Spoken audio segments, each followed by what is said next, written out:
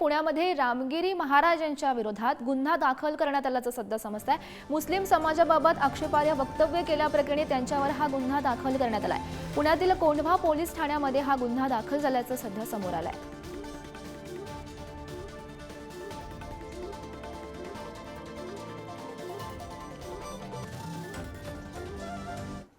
तर रामगिरी महाराज यांच्या वक्तव्यावर विजय वडेट्टीवार यांनी नेमकी काय प्रतिक्रिया दिलेली आहे तीही पाहूयात।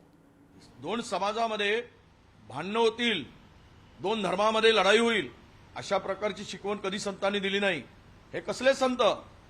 हे तर भाजपचे चमचेगिरी करणारे चमकोगिरी संत आहेत। यांना संत नाही म्हणतायत। आणि मुख्यमंत्र्यांनी सुद्धा बोलताना आम्ही या राज्याच्या संस्कृतीचा विचार करून बोलायला पाहिजे। खरं तर हे राज्य ज्या संतांच्या महंतांच्या विचारांनी, महामानवाच्या विचारांनी, पुरोगामी विचारांनी उभा आहे। जे रामगिरी महाराजांचं कालचं वक्तव्य दोन धर्मामध्ये तेढ निर्माण करणारा होता आणि त्याला जर हे यांचं समर्थन असेल तर राज्यात दंगली घडवायचं त्यांची मानसिकता आहे।